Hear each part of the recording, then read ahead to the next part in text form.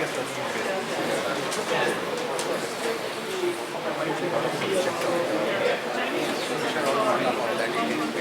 everyone. We'll start with the second topic. Please welcome Naveen.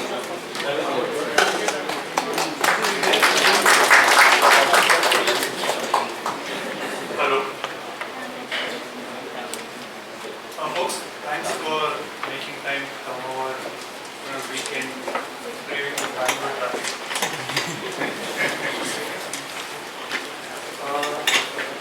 Today's talk is a kind of a Uber talk. It summarizes ideas from my previous talk as well as presents a few new ones. It's going to be abstract, which is what academics is about. So, little about myself. I believe as an industry we work hard and we don't work smart enough.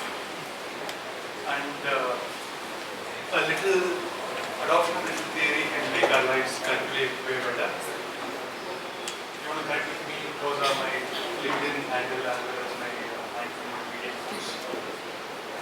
Couple of disclaimers. The views might not represent the views of my employer, Google, and some pictures are from Google Images. I employ metaphors and analogies in my talks, and I'll start with one. These two avatars might have the same body mass index. Do you think they are equally healthy?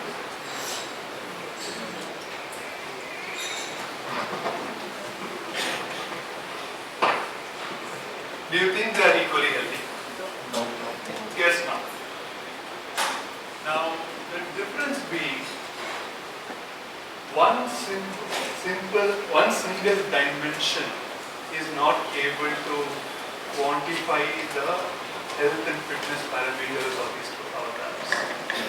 If you get more dimensions about their fitness, like say lean muscle mass or fat percentage, you can do a better assessment of their fitness. This is an example of a single dimension being a oversimplification and taking a multi-dimensional view of the problem gives you better insights and the problem. Let me now map it back to software engineering. We can treat all transactions, all data as a single dimensional construct. Or we can further categorize them into two dimensions. They are transactions and analytics. And you have businesses like HANA built on top of this distinction. Just talking about requirements and features.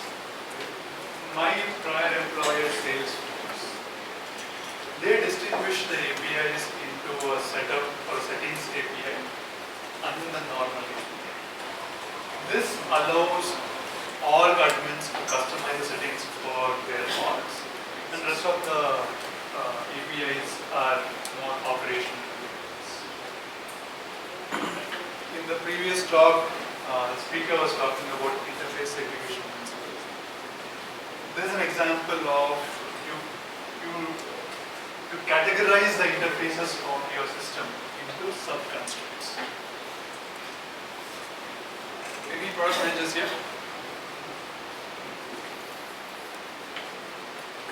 Even the features of a product themselves can be categorized into the operational dimension, the tactical dimension, and strategic dimension. Let's take an example of, say, Flipkart. Flipkart have their delivery personnel, pickup shipments and drop shipments and so on. This would be the operational dimension of business. How many shipments are there in delivery hub? What is the number of shipments shipped on a daily basis? These are useful for the tactical side of business. How is Flipkart doing? What are the trends of business month over month? What kind of shipments are doing well? What kind of shipments are being lost? This is strategy. So if you're looking at, you have a multi-dimensional view of data. This helps the business. Talking about dimensions.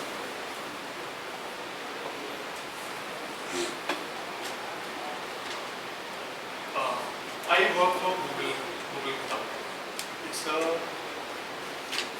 business to business, B2B business. While the rest of Google operates in a B2C space. You can categorize, even within Google, there are two different dimensions of classifying what cloud does and what the rest of Google does. So you can categorize businesses on the scale front as well as the business complexity. This slide is an example of how you operate Twitter or how Instagram pre-Elon Musk could be different from that of say Amazon, Facebook and so on. Not a lot of our choices need to be global. The tech choices, I think this is what the previous talk was also talking about. When would you employ microservices, when not employ microservices, when to employ CQRs, when to employ event-driven architecture, should be factored based upon the dimensions of business. That's the takeaway from this slide. Now, recently I had to buy a car. Just one point. When you say dimension, other things, what do you mean? It's a sales fiction or the technical fiction. What it is? There are multiple dimensions at different levels. I'll try to answer this at the end of the talk. Yeah. So, when I had to buy a car, things like how much money would I want to spend, what's the mileage, how reliable is the car going to be, how pure is it going to be. I had to think about all of these dimensions. For something which is like 10 to 15 lakh investment. So, when you write software, or when your manager wants you to write software, what do you think of? How much cost will it take to do? What's the time, technology, or use business? What is the return on investment? What problem is it trying to solve? How much time will it live in production? What is the life cycle? Okay. Security is there. Okay. So, one answer spoke about maintainability to asset. So, I didn't hear answers about reliability, security, backward compatibility. It seems odd that a 15 lakh rupee purchase has a lot more thought process than say a multi-million dollar products. The decision making is multidimensional. Now, going back to the car, say I want my car to be safe and should have a good resale value. But fuel efficiency and safety, beyond a point, they are mutually exclusive. So decision making can be complex. We want some combination of dimensions, but we have to pick between some combination of dimensions and some factors. Okay. I'm a foodie. I guess some of you are. Would you want your food to be healthy or tasty?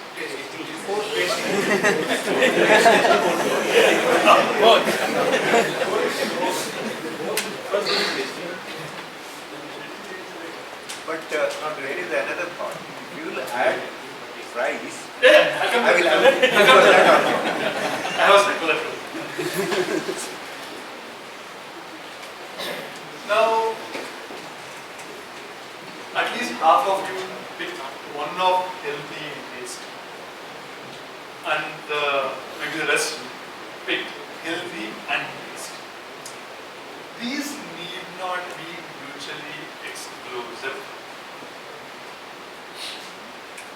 And too often, we think quality and speed are exclusive. What if I tell you, you can move fast while maintaining quality? Unfortunately, this mindset is not more prevalent than this mindset. They are not mutually exclusive dimensions, but they are collectively realizable dimensions of software.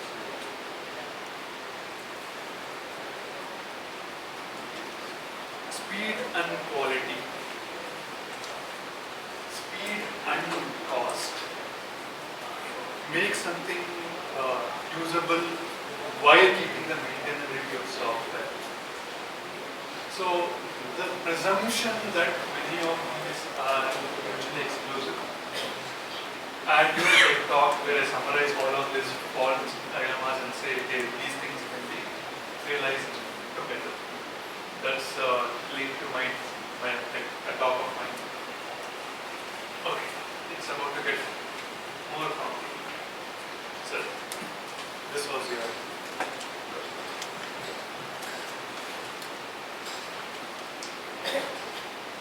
at least about food. They say you can't have all three. You can have fast and cheap food, but not necessarily good. You can have good and cheap food, but it can't be fast. And you can have good and fast, but it can't be cheap. So this is an observation from the food industry. You can have at most two of them. So here I gave an example of how you want some together, but some are you are exclusive. Here's an example of where you get 2 out of 3 qualities. This is an intricate nuance that dictates your choices. Back to software engineering. The CAP theorem tells us that if the network partitions, you can pick between consistency and availability. Only one of the two upon this. And in the absence of partitions, you can choose between latency and consistency. So, not all dimensions are possible. We need to apply reasoning saying what cannot be accomplished together. Another from the world database is the run conjecture. A database can be read optimized, it can be update optimized, it can be memory optimized. Of these 3 dimensions, the conjecture is you can attain at most 2 of this. And you can't get all 3. So once you wear this dimensional hat, you have to figure out what is the need of your system. Which 2 or 3 dimensions you want for your system has to be chosen carefully. Mr. Kohli has not been doing well this in past. That's old slide of me. Virat is physically strong. He is very flexible.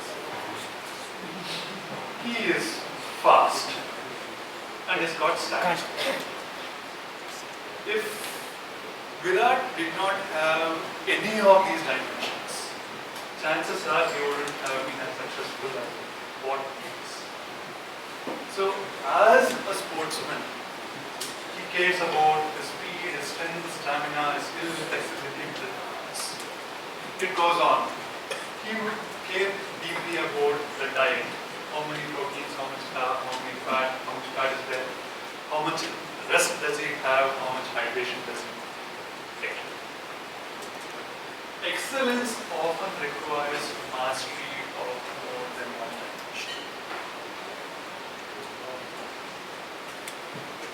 So there are many non-functional requirements for software.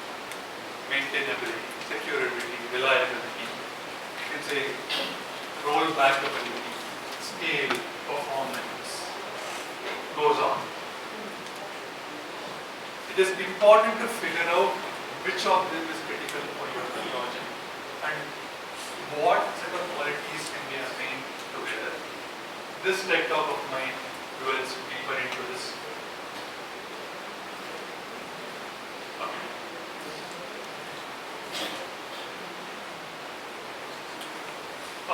Ideal body type for a jockey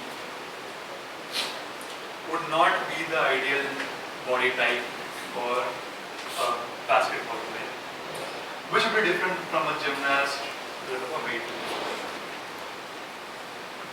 This is more nuanced. So, across different dimensions, we want different values. The height might not be important for a gymnast. A flexibility might be important for a gymnast and so on. So, not just a true or false. What value does we want for each dimension can be a critical for sportsmen and critical for your software as well. Now, going back to software engineering, there is no ideal database. What database suits your application based upon what requirements does it have? Does it have to support partitioning? Should it prefer consistency or availability? How does it resolve deal with fault resolution? Blah blah blah. So this kind of nuanced reasoning, this kind of a nuanced dimension oriented will can help you pick the right database for your system application.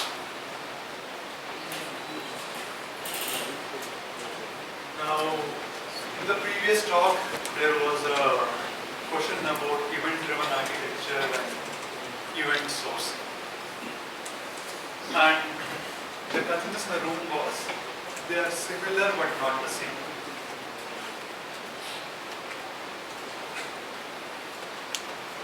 There is no right universal architectural style. A monolithic system can suffice. You can have a monolithic system which is event-driven. A monolithic system can still be can enjoy CQRS. A system need not be modular and can be distributed and so on. There are multiple combinations of dimensions which have been employed by different companies out there. So, one of my early tech talks I speak about don't think of architectural specs, think of architectural dimensions. Figure out what combination of dimensions would you require for your system and design accordingly. Similarly, the choice of databases, what are their dimensions, what are their values, what database gives you what combination of dimensions. I have spoken in this talk of mine. The links are available.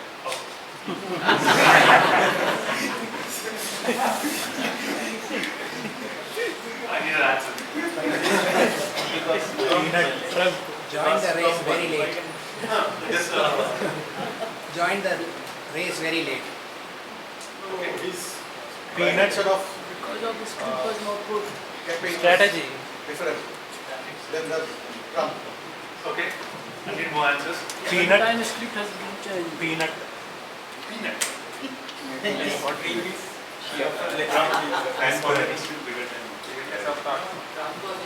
It's Biden. Trump was able to get the help of the youth by through the broadcasting and all those stuff which Elon Musk. You're all wrong. As per some newspapers, she lost because she's a woman. She was supposed to win by that round. Okay. No, the Trump won against two women. The joke is, people were not focusing on how her party performed on the immigration front, or on the inflation management front, or on the policy, foreign policy. But people cherry picked on the idea, on her gender dimension, and said this is why she lost. And what's the one against you? Yeah. Now, this is an example of people ignoring all the dimensions and focusing on one single dimension, which is the candidate's gender. Now, the reason I put this slide over there is, if your software uses REST and you have the most RESTful APIs, does it guarantee that your application is going to be a success? If you are a very process-driven team, does that ensure it is the application will succeed? Just because you follow Agile, Scrum, or Sprint, blah blah blah, does it ensure success? No. Almost always you need to have the right APIs, the right architecture, right processes, the right decision making for your systems to succeed. Okay. How many of you are familiar with the Samadana Danda Veda school of tactics?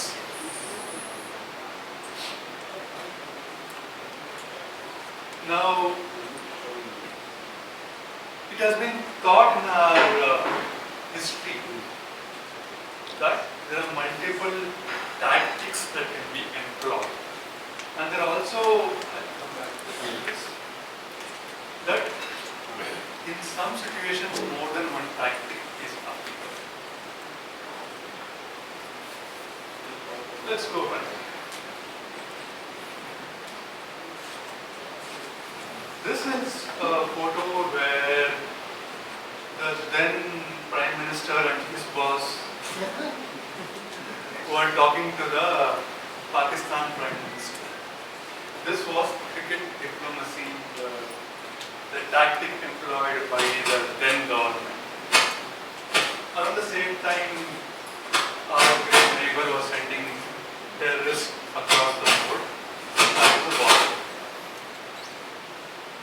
And the following administration, when India sent planes to bomb targets in Pakistan and the plane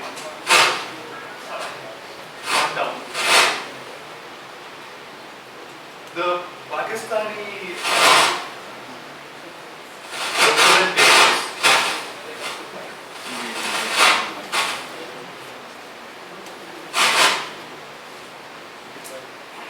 they ensured that the, you forget this gentleman's name?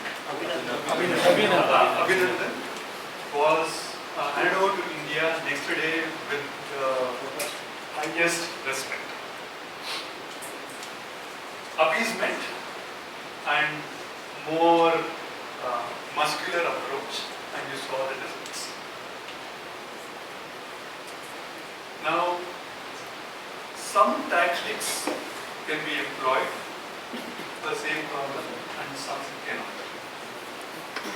So, in some situation you can employ a subset of Sama, Dana, Danda, Veda, and this is an example where this is clearly a better tactic. Going back to what I said earlier, as an industry, we seem to be a high effort and low knowledge industry. And I strongly believe that even better application of knowledge can make a big difference in how we go from here. So,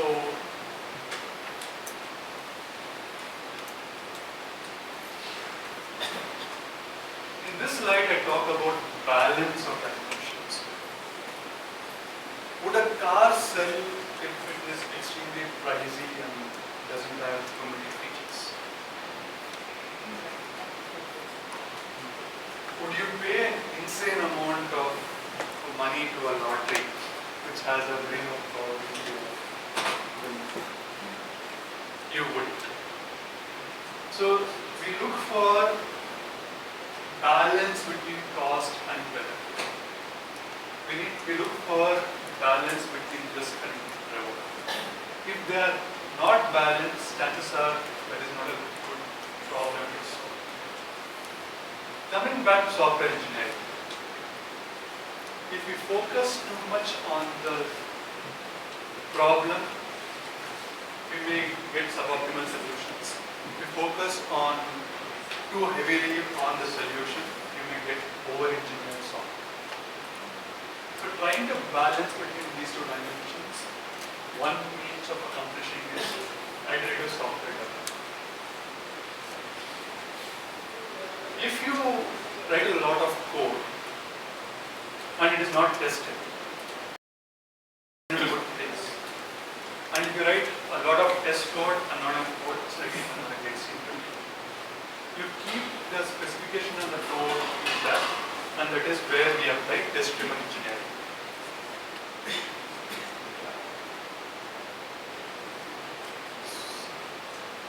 You spoke about this. Now, just talking about the Uber context.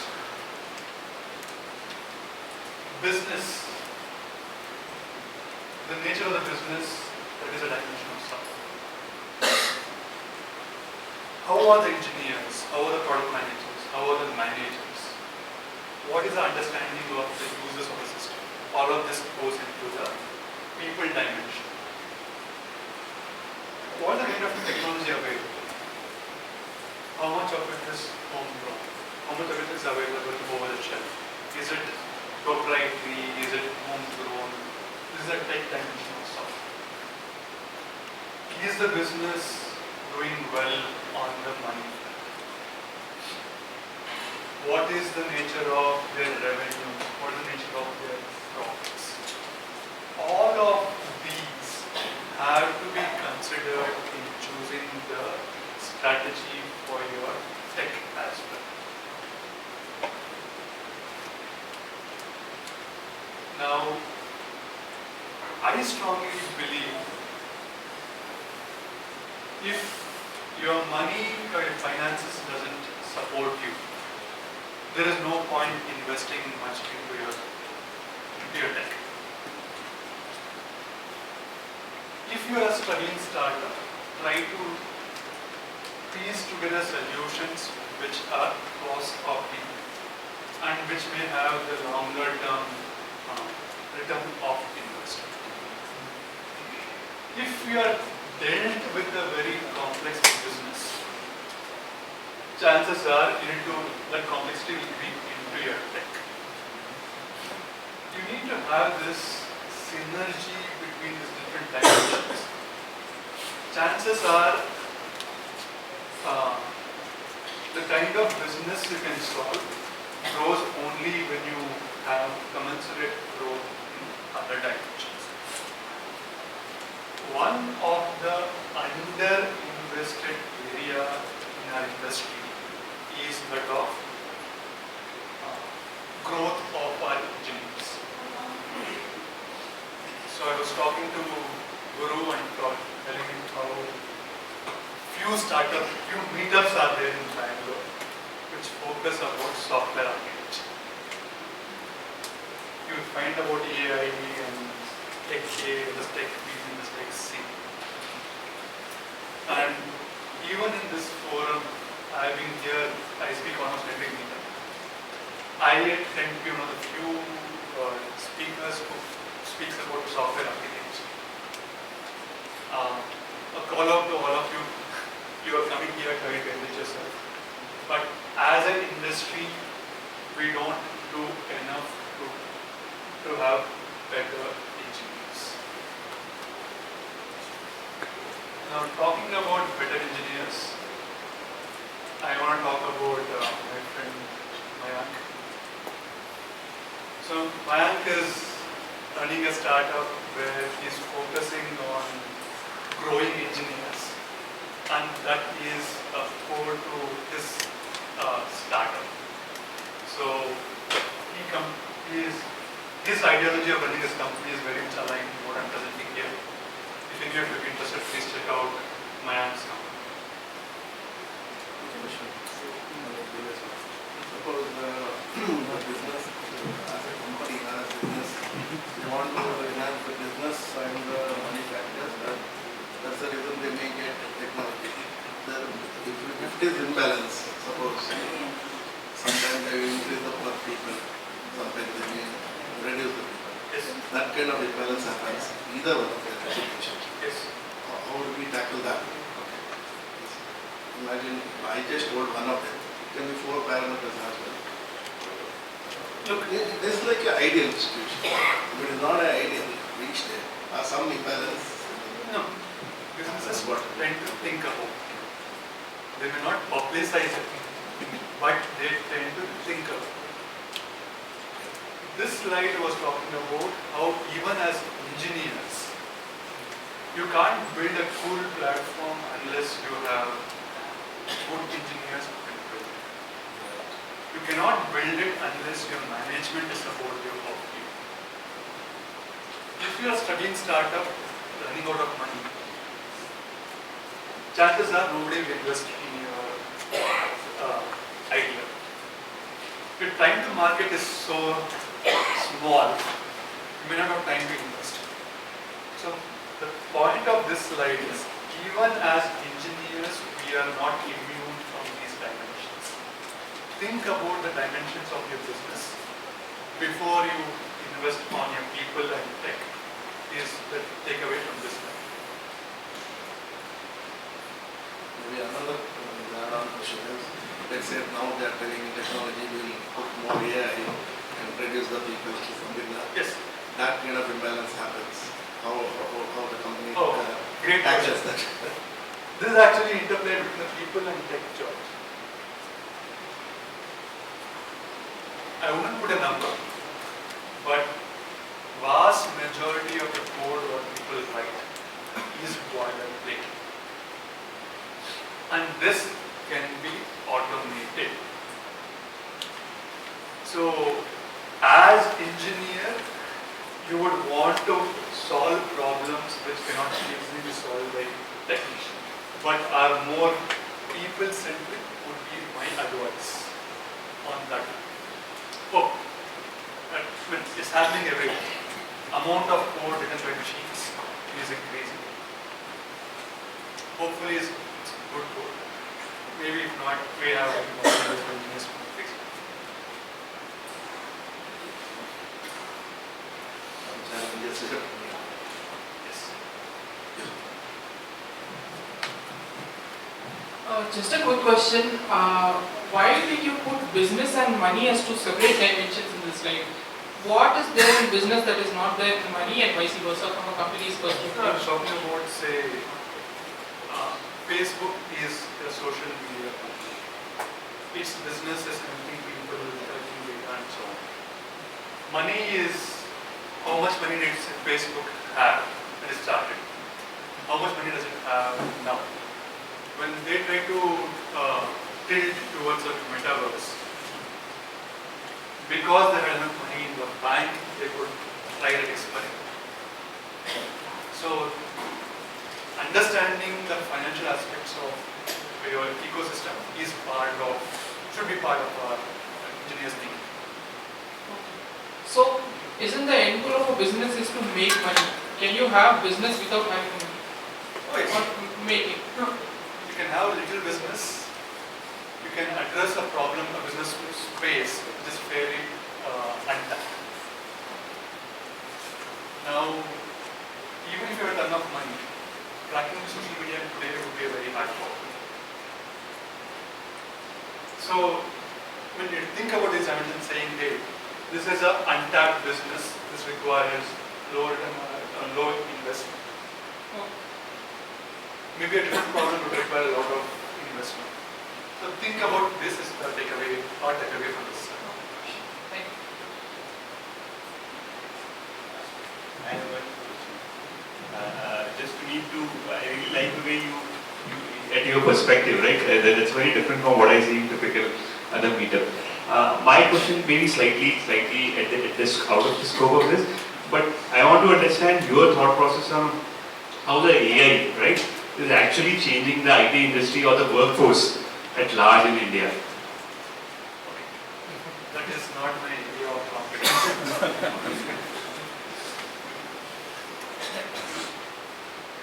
Look, it's actually interesting. AI is costly. So are people. We are an overpaid community. We are overpaid. Now, Overpaid only some people, not all of us.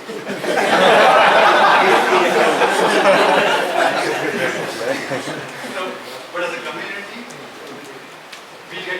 we are overpaid. So, if people are cheap, chances are this will be improved.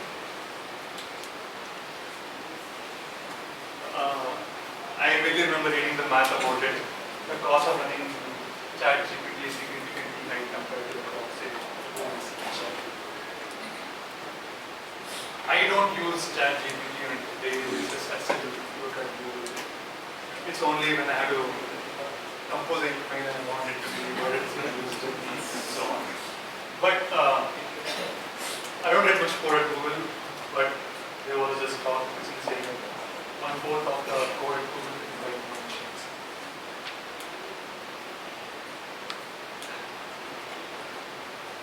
Machines don't die.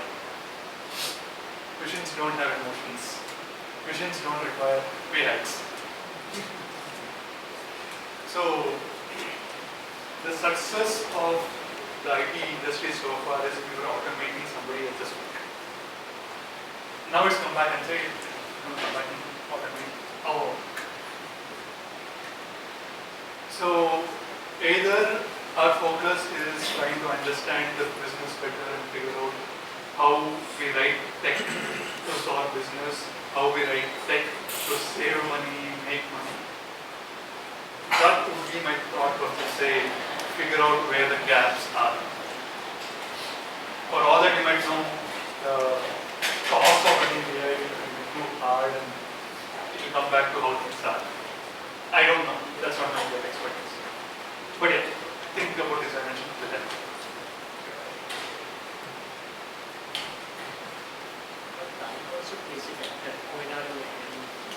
Yes, I had a time dimension as well. But I'll come back to this. The first is a slide as a quote by Bill Gates. People overestimate what they can do in 1 year and underestimate what they can do in 10 years. This is my replacement of the same. I believe we optimize, as an industry again, we optimize for short term and not enough for long term. So think about it.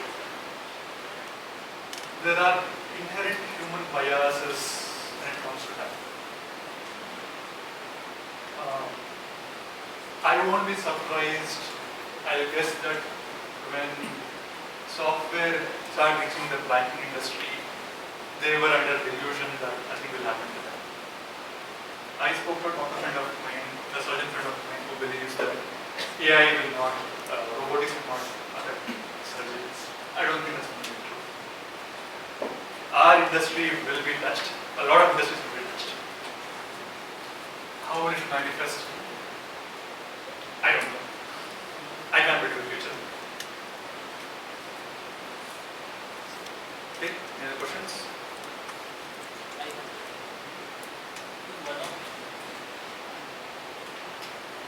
one of the slide you mentioned like speed and quality they are different directions, but different extremely like collaborate they can be I think getting how that can be achieved.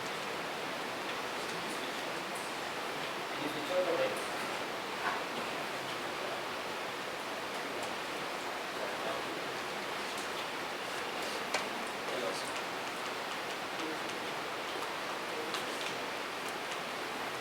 How fast can Amazon spin up a new medium instance? How fast can they spin up a new Kafka cluster?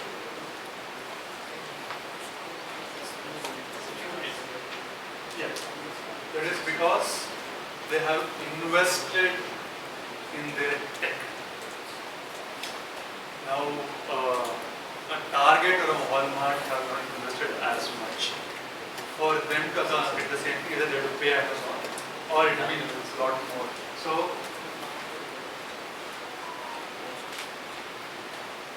I spoke about quality and speed, but I'm talking about say automation.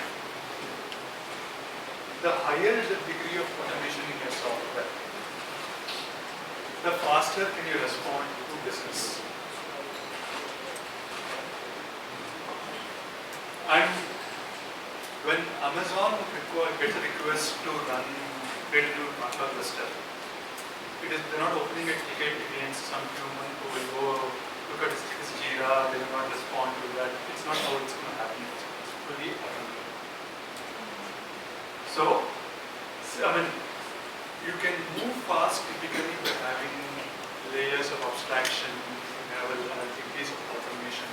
That is what they have done.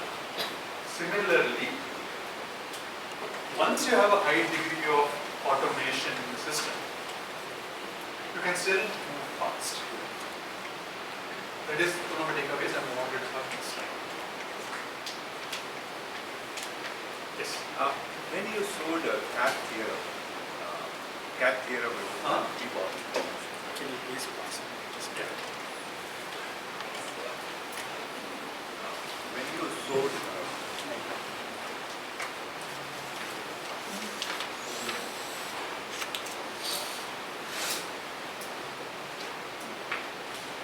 I think I'm audible. So that cat theorem, what you showed, that is with respect, it's a time and space contextual, right? At what point and in which space we are talking about? Because earlier when we were seeing money, speed, quality was very tough to achieve X amount. But now, if we will think those parameters, it is kind of X square. Because earlier, getting a phone or getting a machine in 10 years back, in cheaper, in higher speed and all those was quite tough. But that square of things I can get in lower cost and high other.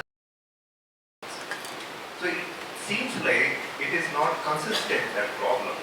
It is a contextual to the time and space. That's what I am able to perceive in that way.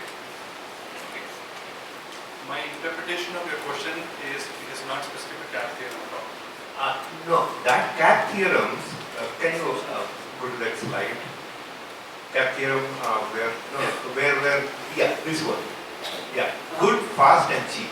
Yes. This is a very related to time and space, No debate. right? No debate. So, it doesn't mean that it is problem. It's always relative.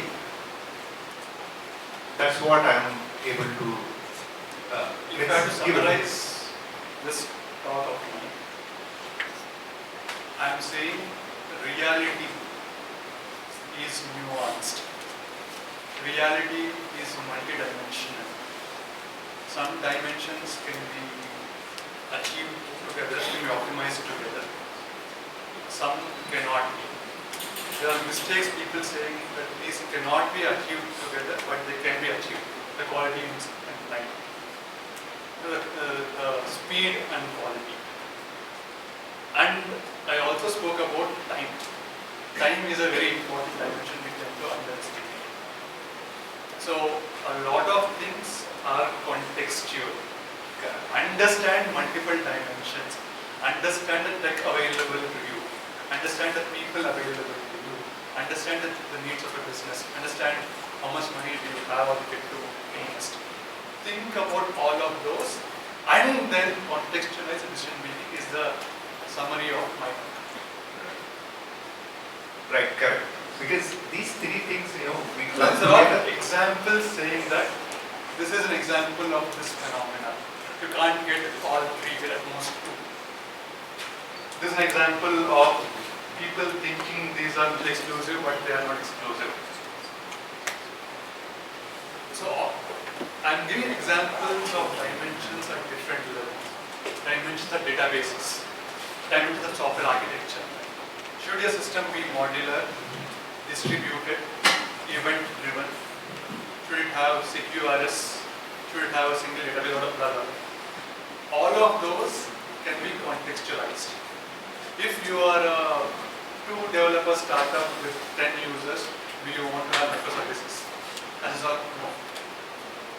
If a system is a heavy write system and rarely write system, read heavy, you may have to use a different architectural style. You may use a different database.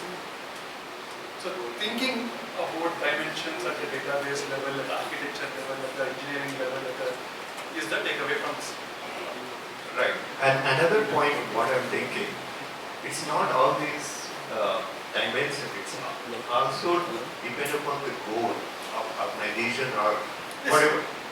Right. That is subsumed by the business dimension. Correct. And that percolate how we are able to drive all these different pillars. Yes. Right. No, you can have a great problem space. If you have shitty engineers and shitty managers, that is how you not go anywhere. Right, but there is a great problem statement, and it has been a kind of defined, and then that's the management problem. I would say how we are, percolating down Yes. to No, there are times I've gone told my skip level saying that my manager is an idiot. Or he does not understand what is happening. Look, we are all part of systems. right. So everything should be understood from the multi-dimension space. Yeah, there are a lot of things. Yeah. Thank you. Yes. This is kind of interesting question which I feel. Can we use any one dimension for a specific amount of time while optimizing all other dimensions which we thought would not be achieved? I'll give an example for this one. Assuming that the database can be optimized for either read or write along with memory. I mean read and memory or write and memory. Right. Like as you said, like achieving all three is impossible as what we say. All contextual yes. So what I would say is, can we compromise one dimension for a short amount of time, introducing time there, and optimize all three? I would say, for example, you make a database for write intensive database, which is memory optimized as well, but it's not read optimized currently. What I would say is, assuming after some time, for example, after a month, you use the memory. Like at that point of time, the database is not memory optimized, but it is using memory. It is only write optimized. So, and then you optimize read, write, and memory later by introducing intelligence at the time. Can we blur? It's a conjecture, not a theorem. Can we blur those lines? I don't know, but I'm saying I don't know if the trick is there. If it is cheap enough to build that kind of database? Currently, I don't know. I don't think so. It might be achievable later. That's my answer. No, I don't think, see, that is depends, right? It's not always possible. In cap theorem, you have 3 dimensions. You cannot have all the 3 together. But you, Cap is a theorem. ah. Rum is a conjecture, it is not proven. So this one, see, this one you build in 2 dimensions, and then at a later point of time you have to rebuild maybe completely. You cannot always. No, but I don't know enough to say that it's not possible. No, it might be possible, but see here that time dimension also comes, right? Yes. That okay, let's say I try to do it again all over, right? Then the time dimension it goes, right? Look, the gentleman over there behind asked about space and time. I have a tech talk in mind purely on those space and time. It's a fairly rich area. So time can bring nuances which we don't have otherwise. Because I can't think of what it is. Yeah, so I mean, the whole talk was about dimensions, right? Yes. So if, like, first of all, like a lot of dimensions that we talked about could be measured mathematically. So can we do, and like I would like to know if you do any analysis basis one variable depending on other variables and doing like partial differential analysis or something similar to check, okay, this variable affects this negatively or this positively. Man, I didn't have a good teacher in plus 2. So my understanding of those aspects of mathematics is limited. What I have done is correlation between software qualities. This one. So if you focus on modularity, what other aspect of the software will improve or regress is what I have analyzed here. I haven't applied that thought yet. Yeah, one quick general question. So these all theories is very nice. So in your practice, right, in your how do you apply all this? This is What kind of things you, let's say you got in project? Right? no wait. It is not undemonstrated theory. Yeah, that's true. The fact that the different kind of databases is it's a fact. Yes. These are architectural choices that companies have made. It is also a fact. I shouldn't be saying this, but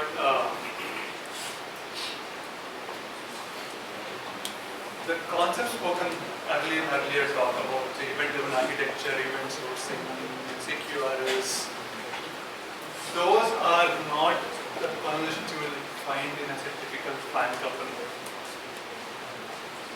Because how these companies operate is because they have standardized many of the processes and they allow engineers to focus on basically business problems.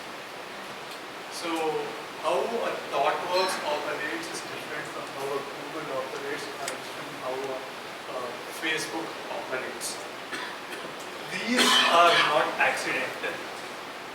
There is a combination of discovery and deliberateness that these companies have employed in how they operate. Bezos was not, I think, a frugal mindset from day one. I think he was frugal because he understood the margin business of Amazon. Zuckerberg understood the UI simplicity of Facebook, and that's a way he would have an organization. Prabhakar Raghavan is a big shot at Google because Google understood the information retrieval aspects of search, and hence they focus on the tech aspects of a Google. Now, it is not just about database, it's not just about coupling with cohesion. these things have been done in different aspects. Even if you're not aware of this talk, if you were to buy a car, you will think about the reliability, the fuel efficiency, the resale value of the car. I'm trying to say these thought processes have been applied elsewhere in other aspects of our life. I want to bring them to the attention of a typical software engineer. That's the intent of this.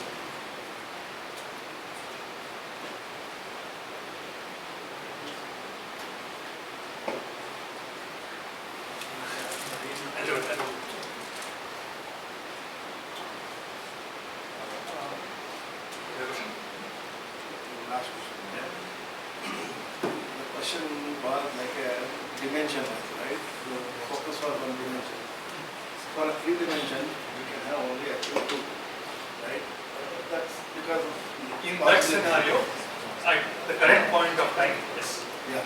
So it's still like most of the time, if you focus all the three, it's not possible at all. Yes, that's not. Suppose three dimension. Suppose three dimension itself, we can achieve two. There is another three dimension because multiple dimension in the company requires, right? Let's say 6 dimensions are there, then we can achieve only 4. Okay. So it's like if I consider my understanding, for a cloud, every company, like say Amazon follows certain dimension, Google follows certain dimension. So that's why nowadays it goes with hybrid. So if we get too many dimensions, we go hybrid. Internally, it is going to handle whatever relevant business it needs. That's all I think. Is that right? Look, focusing on too many dimensions tends to be counterproductive. Focusing on one view is also counterproductive. There's a sweet spot. That sweet spot is contextual, and I cannot tell you. I can give you a global system. Yeah, my question was also with the company level. Yes. No. Okay, okay. Example. It can be true at a company level. It can be true at an org level. It can be true at a team level. It can be true at a class level. Okay. The same thing can be applied.